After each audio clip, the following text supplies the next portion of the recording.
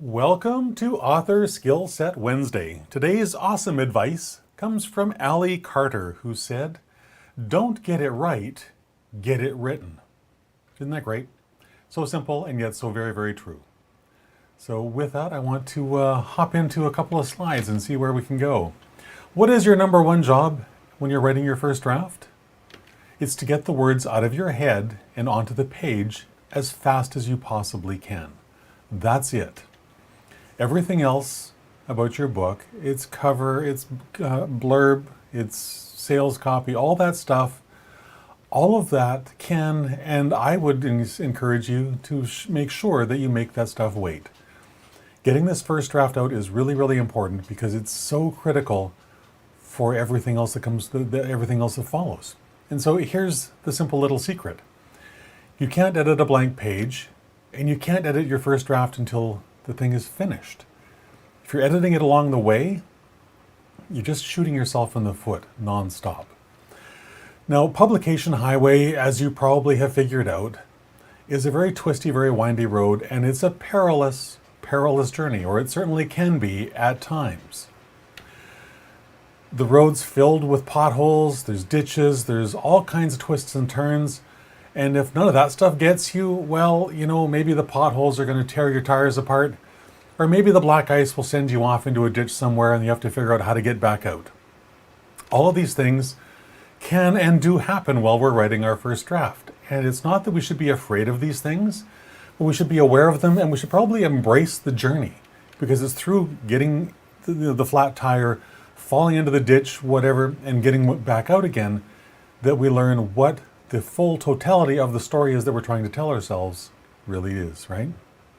So while you're writing this first draft as quickly as you possibly can, I would highly encourage you to ignore the following: punctuation, misspelled words, the order of your content in each chapter, the order of the paragraphs within each chapter, and the order of the chapters entirely. Your table of contents doesn't matter at this point so much as getting the words out, because there's always time to fix that stuff later, and that's when you should fix it, is later, when this first draft is complete. The number one job is to tell yourself the story of your book. I've written 50 books. 49 of them are published. The 50th one is coming out soon. And I have yet to publish a single book where my initial outline and the table of contents in it was the same as the final published version. Not once. And that's not to say that I didn't do a good job of outlining or designing the roadmap for success. It's just I'm saying that you learn more things as you tell yourself this story, and as you learn more during the research and all those kinds of things that affect the order of this stuff. So focus on getting this first draft out as fast as you can, because that's the big, big chunk that is so essential for everything else to happen. Do that as fast as you can, exactly. And then, and only then, only after this first draft is written do you start the revision process. Because if you start before that, as I said earlier, you're going to shoot yourself in the foot. You're going to be focused on making this sentence perfect or that paragraph in exactly the right place, instead of telling yourself the story that you need to get out. I hope that makes sense. It's so critical, and yet I hope I'm doing the importance of this justice. So for me, there's one simple and effective way to write my first draft as fast as I possibly can. And that's to first go through the exercise of designing a complete, detailed roadmap for success. So what is a roadmap for success? It includes a whole bunch of things. A whole bunch of things. It includes your who, your what, your when, your where, your why, your how, your outline, and of course your deadline for this first draft. When you take the time to build this, design this roadmap for author success, you answer all these questions up front before you ever start writing a word. And the beauty of doing this work up front is it makes the writing process so terribly, terribly simple and so amazingly fast. So my question for you today is, if you have a book on your mind that you want to write and publish in 2023, when do you think the best time to start building that roadmap for success might be? Is it January 1st? Is it January 15th? Or is it today? I would highly encourage you, if you have a book that you want to write and publish, in 2023 to start designing that roadmap for success today.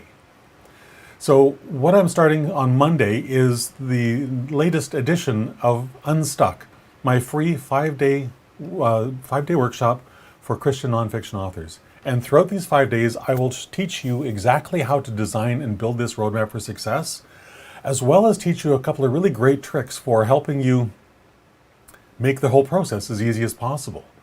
Now, you can probably complete the entire thing in about 3 hours in a single afternoon. I'm splitting it up over 5 days into 1-hour sessions because there's a lot of ground to cover and a lot of ideas that we need to shift so that we can do this process so quickly. It's going to probably tear down some false beliefs you might hold. It's also going to challenge you to embrace some new ideas that maybe you have some resistance to. We're going to cover all that stuff. It's going to be a whole lot of fun, and it all starts on Monday, December 12th. And so if that sounds like something you want to do, if you desperately want to write this book in 2023, then go to christianauthorunstuck.com and sign up. And we will start Monday. I'll send you a couple of emails prior to that, because there's a couple of things you can start doing right away that will help you be more successful as we're working through everything next week. All right? So with that, I hope you have a fantastic rest of your day. And remember, getting your book out into the world starts with getting it written, getting that first draft written, getting it finished. That's it. With that, I hope you have a fantastic rest of your day, and I will talk to you again tomorrow afternoon at 3 o'clock. Bye for now.